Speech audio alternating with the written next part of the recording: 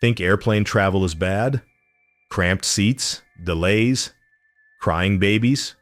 In the 1860s and 1880s, people paid the equivalent of $1,500 in today's money to be crammed into a box smaller than your bathroom, bounced until their kidneys bled, and driven through bandit country by a drunk man with total power over their lives.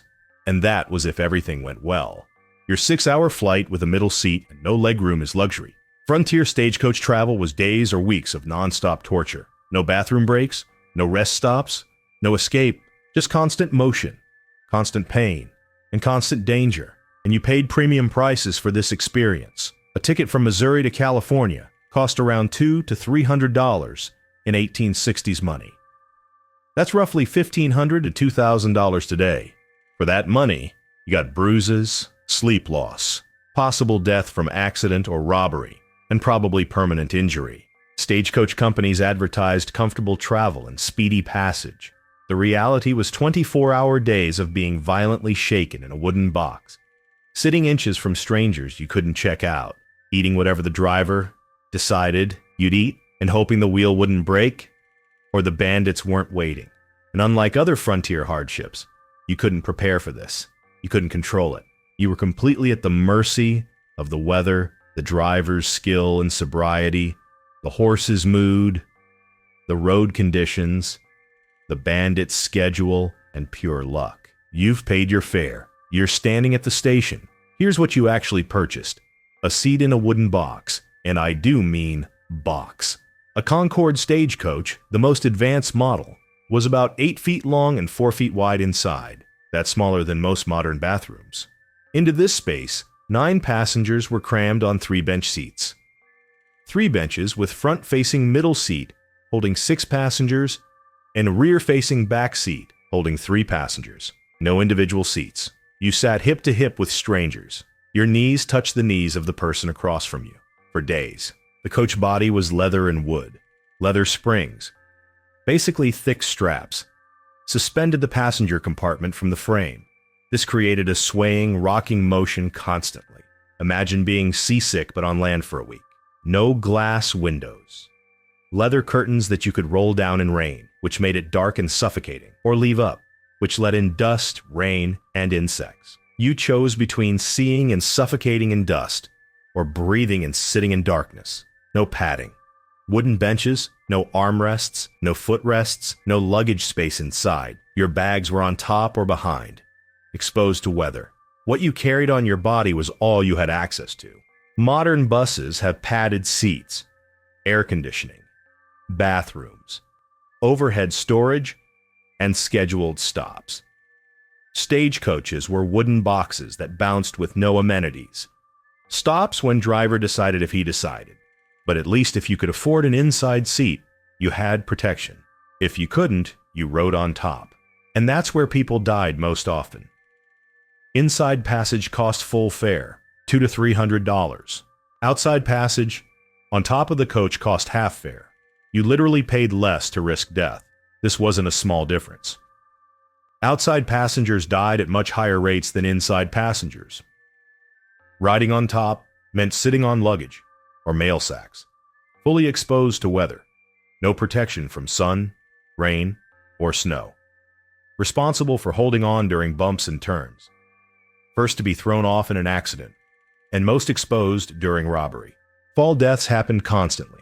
Outside passengers hit branches, were thrown off during accidents, froze to death in winter storms, and suffered heat stroke in summer. Inside passengers paid extra for safety. Outside, passengers were usually poor immigrants, working-class travelers, and people who couldn't afford inside fare. Class differences literally determined survival odds. Only 2 people had it worse than outside passengers: the driver and armed guard, if there was one, who sat fully exposed on the driver's box. Their death rate per year of employment was staggering. Historical accounts mention outside passengers begging for inside seats during storms. Inside passengers rarely gave them up. Everything you owned that you couldn't carry on your body went on top, or in the rear boot, exposed. Passengers were allowed about 40 pounds of luggage total. Exceed that, and you paid extra, or it stayed behind. Most of your possessions had to be abandoned or shipped separately if you could afford it. Luggage on top got rain-soaked, sun-bleached, dust-covered, and potentially fell off during bumps. Stagecoach companies weren't responsible for lost or damaged luggage. Your clothes, valuables, everything was at the mercy of weather and road conditions. Station stops meant drivers and station keepers had access to all luggage. Theft was common. Passengers discovered missing items and had zero options. You arrived at your destination with water-damaged clothes, broken items, and possibly missing possessions. The service you paid for included destroying or losing your belongings. So you've purchased your ticket, seen the actual coach, and realized your $200 bought you a seat in a wooden torture device with strangers. Now comes the actual journey, and this is where the real suffering starts. The stagecoach is moving. You're thinking, okay, it's rough, but I can handle this. That thought lasts about 4 hours. Then your body starts breaking down. Frontier roads weren't roads. They were suggestions. Ruts, rocks, holes, stumps. The coach bounced constantly. Not gentle jostling, but violent bouncing that threw passengers into the air and slammed them back down. Every bounce compressed your spine, jarred your internal organs, rattled your teeth. After hours, this caused back pain, neck pain, headaches, nausea, and internal bruising. Doctors at destination towns documented stagecoach kidney, actual kidney damage from constant bouncing. A significant percentage of regular stagecoach passengers developed chronic back problems. One doctor's journal described treating passengers for internal injuries from bouncing. Passengers arrived at destinations covered in bruises. Wooden seats plus violent motion meant constant impact. Your thighs, back, and hips took repeated hits for days. Women in restrictive clothing like corsets and heavy skirts suffered even more. Corsets prevented proper breathing during jostling, restricting oxygen. Heavy skirts provided no padding and restricted movement. Unlike walking where you can stop and rest, stagecoach travel was continuous torture. The bouncing never stopped while the coach moved, and it moved 18 to 24 hours a day. Regular travelers develop permanent injuries. Specific accounts exist of people with lifelong back or internal problems from repeated stagecoach travel. But the bouncing was just one layer of physical torture. Then there was the dust. Dry frontier roads created massive dust clouds. The coach kicked up dust continuously. It filled the coach interior, coated everything, got in your eyes, nose, mouth, and lungs. Passengers described not being able to see each other through the dust. Disti chasen inside the coach. Breathing became difficult. Many tied cloth over their faces, but dust got through everything. Inhaling dust for days caused respiratory problems, eye infections, throat damage, and lung issues. People with asthma couldn't survive stagecoach travel. The dust would kill them. The dust mixed with sweat. You became caked in mud paste. Hair, skin, clothes, everything turned brown-gray. No way to clean yourself.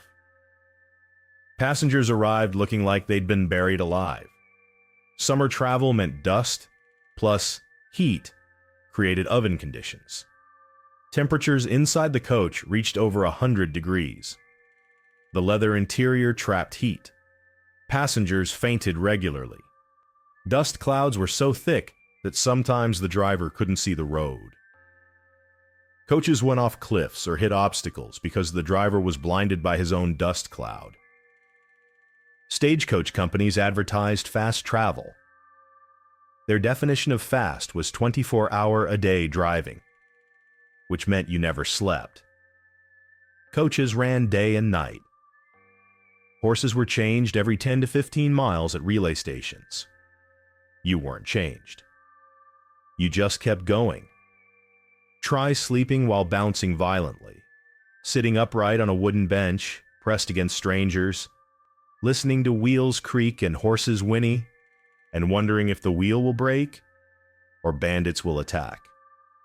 After 48 hours, without sleep, passengers became delirious, hallucinatory, and physically ill. Decision-making ability disappeared. Some passengers went temporarily insane from exhaustion. Drivers pushed through because they got paid per trip, not per hour. Faster trips meant more money. Your exhaustion was irrelevant to their profit. Multi-day journeys meant days of sleep loss. One account mentions a passenger who didn't sleep for over 70 hours on a cross-country trip. He arrived barely conscious. You're exhausted, bruised, and covered in dust. Now let's talk about the people you're trapped with. Because stagecoach companies didn't check passengers.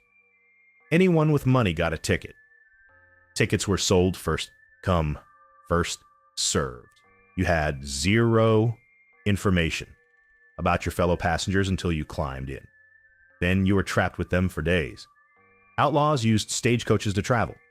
Murderers, thieves, con artists, all bought tickets. You might be sitting knee to knee with someone who'd killed people. You had no way to know. No health screening existed. Passengers with tuberculosis, smallpox, and cholera bought tickets too. Confined space meant disease spread rapidly. Many passengers drank heavily to cope with the journey. Drunk strangers in confined spaces caused fights, harassment, and danger. No bathing for days. 9 people in a tiny space, all sweating, all dirty, all using whatever bathroom facilities existed. The smell was overwhelming. Frontier mental health care didn't exist. Mentally ill people traveled by stagecoach. Some became violent or unstable during the stress of travel. No one could escape. Different languages, religions, backgrounds, and prejudices all crammed together. Racial and ethnic tensions exploded in confined quarters. Specific accounts document violent conflicts during travel. Stagecoach companies published rules for passenger behavior. These weren't suggestions. They were survival requirements. From period stagecoach travel guides came instructions like, don't snore, don't lean on your neighbor, don't discuss politics or religion. Gentlemen must offer outside seats to ladies in bad weather. And don't point out places where robberies have occurred. Who enforced these rules? No one. They were published, but ignored. Passengers snored, fought, argued, and violated every guideline. The driver wouldn't step in unless someone threatened the coach operation. Women traveling alone faced particular danger. Harassment was common. Physical assault happened. Historical accounts document women's dangerous experiences. Families with children were hated by other passengers. Crying babies in a confined space. For days. No way to calm them. Everyone suffered. After 48 plus hours, all social rules broke down. People became hostile, territorial, and aggressive. The stress and exhaustion destroyed civility. Now let's talk about the most humiliating aspect: bodily functions. No bathroom on the stagecoach. Stops were at the driver's whim, which meant when he wanted to, if he wanted to. Some drivers were considerate, many weren't. Typical bathroom stop frequency was every 4 to 6 hours if you were lucky. Some drivers went 8 to 10 hours between stops. You held it or suffered consequences. Bathroom meant step off the road, crouch in the open, and hope no one watches. No facilities. No privacy. No dignity. Women in layered clothing couldn't quickly manage bathroom needs. The time allowed was insufficient. Many women developed bladder problems or infections from holding it too long. Stomach illness from bad food or water. You still had to wait for the driver's schedule. Many people soiled themselves in the confined coach with 8 other people. All of this suffering, the bouncing, the dust, the strangers, and the lack of sleep was controlled by one person, the driver. And he had absolute power over your life. Literally. Once the coach left the station, the driver was God. His decisions were final. His schedule was law. His mood determined your experience, and there was zero oversight. Stagecoach drivers ranged from skilled professionals who cared about passenger safety to drunk sociopaths who enjoyed making passengers suffer. You couldn't choose. You got whoever was scheduled. Infamous drivers were known by name. Passengers would try to avoid certain drivers. But if that was who was scheduled, you either took that coach or waited days for the next one. Drivers were often paid bonuses for fast trips. This pushed them toward dangerous speed, skipping rest stops, taking shortcuts, driving in bad weather, and pushing horses beyond safe limits. Complaining to a driver was useless and potentially dangerous. Drivers had weapons, absolute control over when you stopped, the power to throw you off in the wilderness, and authority to refuse you service. Drivers who hit or threatened passengers faced no consequences. One account describes a driver beating a complaining passenger with no legal repercussions. And many drivers drank. Not occasionally, but regularly. Whiskey was cheaper than water at many frontier stops. Drivers drank at relay stations, during stops, and sometimes while driving. This was known, accepted, and not banned by most companies. A significant percentage of stagecoach accidents involved drunk drivers. Coaches went off cliffs, overturned, and crashed into obstacles. Drunk driving killed passengers regularly. You couldn't refuse to ride with a drunk driver. You'd already paid. The next coach might not come for days. You either got in or lost your money and remained stranded. Stagecoach companies rarely fired drivers for drinking. Good drivers, drunk or sober, were hard to find. Profit beat passenger safety. Specific, well-documented accidents caused by drunk drivers resulted in multiple casualties with no company response. Drivers carried 12 to 15-foot bullwhips for controlling horses, but that wasn't their only use. Drivers used whips to threaten unruly passengers, strike outside passengers who moved wrong, emphasize commands, and intimidate complainers. Multiple documented cases exist of drivers whipping passengers with zero legal consequences. The whip symbolized driver authority. It wasn't decoration. It was a weapon of control, and drivers used it on people and horses alike.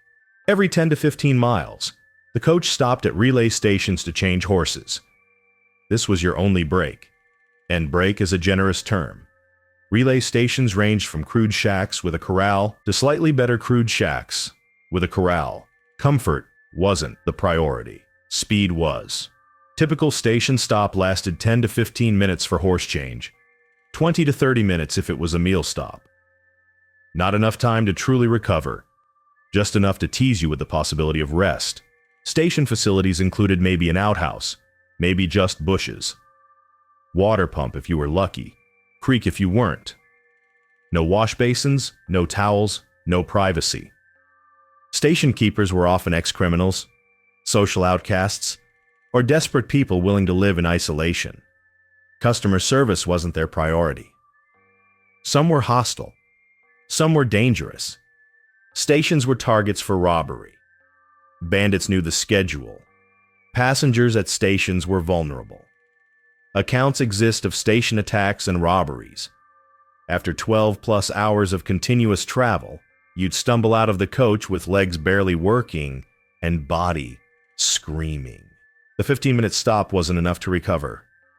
Then back in the box. Meal stops cost extra. Your ticket didn't include food. You paid station keepers directly. And what you got was barely edible. Standard station meal included tough meat of uncertain identity, stale bread, weak coffee, and beans, if you were lucky. Everything prepared without refrigeration, hygiene, or cooking skill. Meal stops lasted 20 to 30 minutes.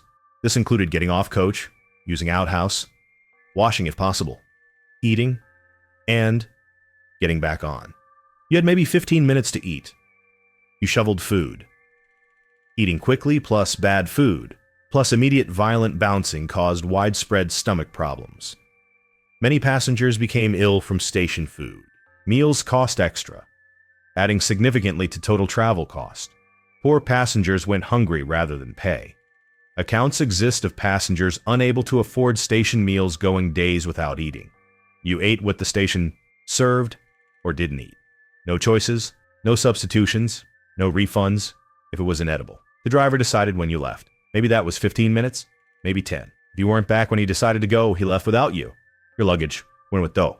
Go, chich. You stayed behind. Drivers didn't announce departure times clearly. You had to watch constantly. This meant no actual rest, just anxious waiting to make sure you didn't get left behind. The published schedule mattered more than passenger needs. Drivers would leave sick passengers behind, refuse to wait for bathroom emergencies, and prioritize mail delivery over human comfort. Now let's talk about the danger everyone knew about but couldn't avoid: stagecoach robbery. This wasn't a rare thing. This was a business model. Peak stagecoach era, from the 1860s to 1880s, saw robberies happen with disturbing frequency. Some routes were hit so often that companies factored robbery into their business calculations. Black Bart robbed 28 stagecoaches. He was just one robber. Multiply by dozens of active gangs and solo outlaws. Other famous robbers had similar statistics. Most regular stagecoach travelers were robbed at least once, some multiple times. One account describes a passenger being robbed multiple times on the same route. Stagecoach companies rarely paid back robbery victims. Your lost valuables were your loss. The company just kept running the same dangerous routes. Wells Fargo offered robbery insurance for valuables. This tells you how expected robbery was. You could literally insure against it like a normal business expense. Hollywood shows glamorous bandits with funny demands. Real robberies were terrifying.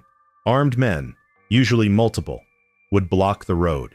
Driver had no choice but to stop. Passengers were ordered out at gunpoint. This is where outside passengers were most exposed. They were already at gun level. Gentlemanly bandits like Black Bart were exceptions. Most robbers were drunk, desperate, violent, and willing to kill. Statistics show significant passenger and driver deaths during robberies. Women passengers faced additional danger during robberies.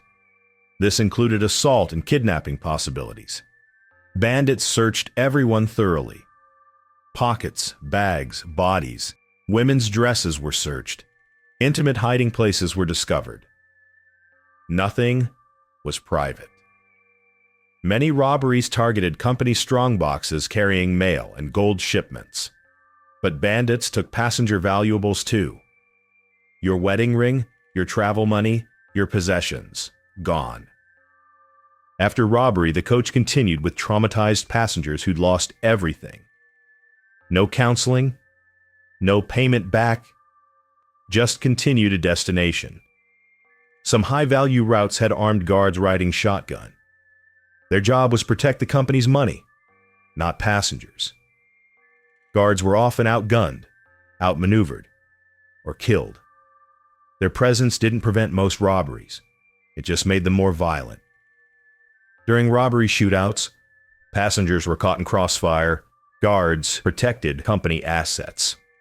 Passenger safety was a side concern. Robbery you might survive. The next threat, mechanical failure, often killed everyone in the coach. Wheels broke, axles snapped, leather springs tore, brakes failed, and wooden bodies cracked. These coaches were under enormous stress from rough roads, heavy loads, constant use, and minimal maintenance.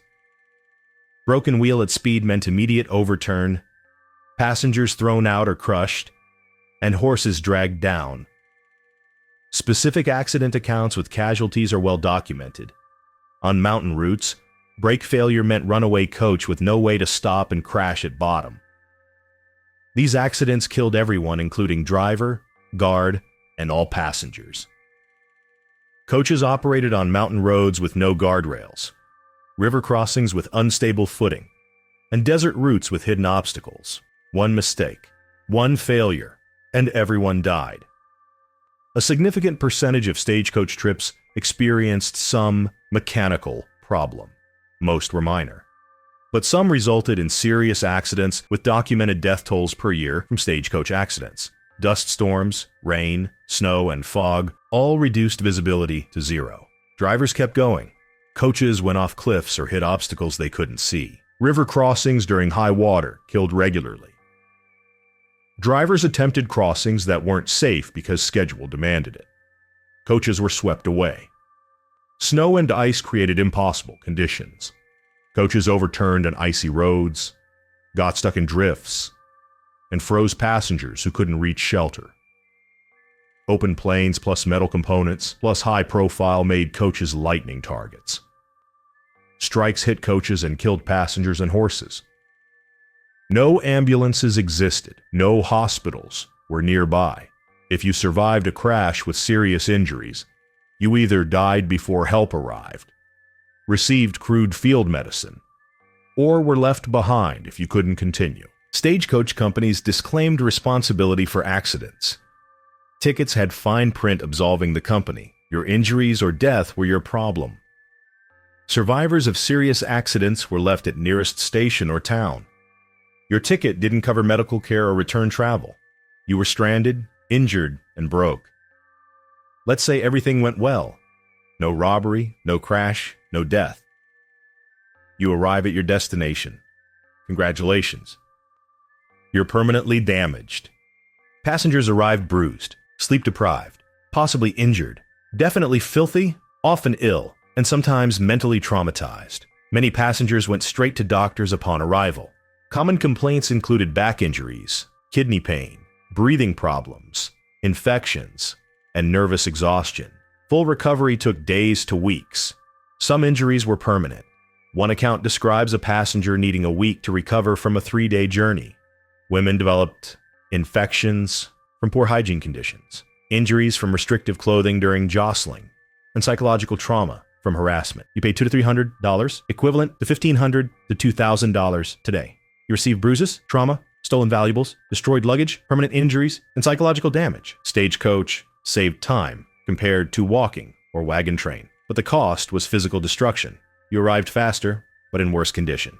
Walking across the country took months, but you could stop and rest, avoid danger, and control your pace. Many people considered stagecoach travel worse than walking. So the next time you're annoyed about airplane travel, remember what travel used to mean. Modern complaints sound like the seat doesn't recline enough, the Wi-Fi is slow, and they only have one meal option. Frontier reality was my kidneys are bleeding. I haven't slept in 3 days. We were just robbed at gunpoint, and the coach overturned, and I broke 3 ribs. Modern cross-country flight takes 6 hours, costs $300 to $500, and you arrive comfortable. Frontier Stagecoach took 3 weeks, cost $300, equivalent to $2,000 a day, and you arrived traumatized. Modern travel has TSA, FAA, DOT, insurance requirements, liability laws, and safety standards. Frontier had 0 regulations, 0 oversight, and 0 passenger protection. People who traveled by stagecoach were genuinely brave.